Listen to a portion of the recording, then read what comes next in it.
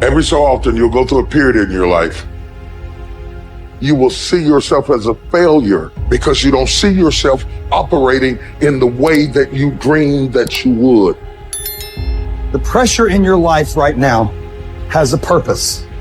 It's not crushing you. It's pushing what's on the inside of you out. It shows you who you are. It's how you find out what's on the inside of you. I want to remind y'all of the power of the mind. You can think your way into stress. You can think your way into misery, frustration. But if you change your mind, it'll change your life. You just have to decide in your mind what you want it to be. You just have to wake up. You just have to break that negative spirit. You have to break through. There is nothing more practical than developing a vision. It's not some pie in the sky exercise. It's without a vision, you're chaotic and fragmented and hopeless and disappointed, and someone can stop you just by putting up a single obstacle. You're a house divided amongst itself. You have no forward movement. You're not enthusiastic, and that's to be filled with the Spirit of God, by the way. And your life is a sequence of disappointments and frustrations and tragedies, and you're a leaf blowing in the wind. And that is not what you're called to be. That's not what you're called to be. You're called to be a visionary constructor of the paradisal vision. Really, that's who you are, terrible as that is to apprehend. We already will lose everything we have to lose. Right? We're all in this game, man. So there's, whether you want it to be this way or not, you are betting everything on your life. You don't know what you've got until all hell breaks loose. You don't know what you can take until the pressure is applied to your life. You don't know what you can endure until people stab you in the back and walk away from you. You don't know how much courage you have until you've been under fire and under struggle and under tribulation. Just as nature takes every obstacle, every impediment, and works around it, turns it to its purposes, incorporates it into itself, so too, a rational being can turn each setback into raw material and use it to achieve its goal. You can make anything very tough for yourself, or you can do anything playfully. There is nothing really tough or easy. It is the way people experience it that something becomes very tough or something becomes a joyful process. If you make light of yourself, life will never sit heavy upon your heart. It will be light. But you think too much of yourself, everything will become difficult. Sitting, standing, somebody looked at you like this, so much difficulty, isn't it? Somebody did not look at you, so much difficulty. This is because you have made yourself bigger than what you are. You have ideas about yourself, exaggerated ideas about yourself. If you become too serious about who you are, then everything becomes difficult. If you carry yourself lightly, then everything is with ease. There's two great words of antiquity everybody should learn. Here they are, one's positive and one's negative. Here's the positive word from antiquity, behold. That's the positive word. Behold the possibilities, behold the opportunity, behold the future and give it design. Behold and look at the chances you've got. Behold, spring has come. Behold, the day has arrived. And the sun is shining and the shadows are fleeing away. Behold, the next person you can meet might be your friend for life. Behold, the next person might be a colleague forever. Behold, that's the positive word, behold. Now, here's the negative word. Beware. Beware of what you become in pursuit of what you want. Beware. All of our lives we have to deal with behold and beware.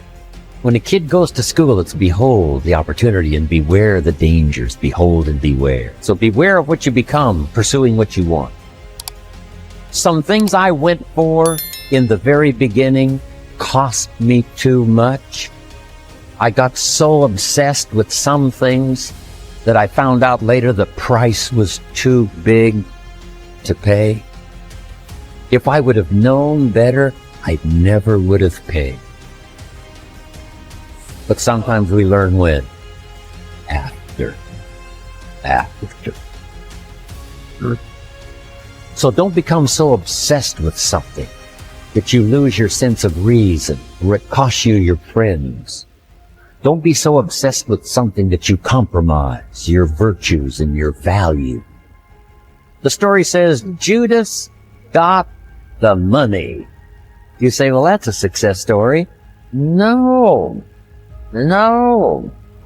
It's true, 30 pieces of silver was a sizable sum of money, but it was not a success story. His name was Judas.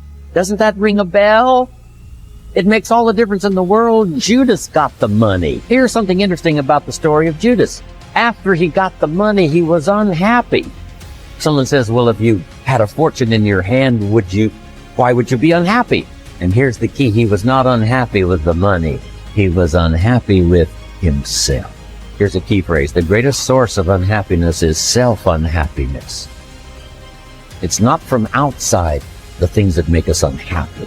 Greatest devastating unhappiness is to be unhappy with yourself. Now, a mild form of unhappiness is construct. The desperate form of unhappiness is destruct. It's like worry. We should all worry a little, but not let it destroy our lives. So it's called caution, but not undue caution. It's called fear and worry, but not the worry that kills you, not the worry that destroys you. It's like hate. You don't need to hate your job.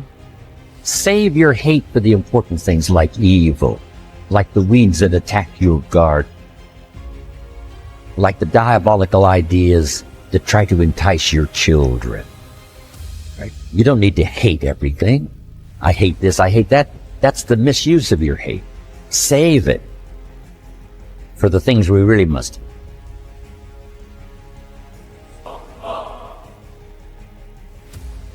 How long are you going to wait before you demand the best for yourself and in no instance bypass the discriminations of reason? You have been given the principles that you ought to endorse, and you have endorsed them. What kind of teacher then are you still waiting for in order to refer your self-improvement to him? You are no longer a boy, but a full-grown man. If you are careless and lazy now and keep putting things off and always deferring the day after which you will attend to yourself, you will not notice that you are making no progress, but you will live and die as someone quite ordinary. From now on, then, resolve to live as a grown-up who is making progress, and make whatever you think best a law that you never set aside. And whenever you encounter anything that is difficult or pleasurable or highly or lowly regarded, remember that the contest is now. You are at the Olympic Games. You cannot wait any longer, and that your progress is wrecked or preserved by a single day in a single event. Success is both a journey and a destination, isn't it? It is both the steady, measured progress toward a goal and the achievement of a goal. Success is an accomplishment, whether it be great or small, and it's an understanding of the potential and power of an entire human life. Success is an awareness of value, and it's the cultivation of value through discipline. It can be tangible or intangible. Success is a process of turning away from something in order to turn toward something else. From no exercise to exercise, from candy to fruit, from not investing to investing. Success is responding to an invitation to change, to grow, to develop, to become, to move up to a better place with a better vantage point. But most of all, success is making your life what you want it to be, considering all the possibilities, considering all the examples. What do you want for your life? That is the big question. Remember, success is not a set of standards from our culture, but rather a collection of personal values, clearly defined and ultimately achieved. Success is your better life for you, the design you give it, the dreams you accomplish. Making your life what you want it to be for you, that is success.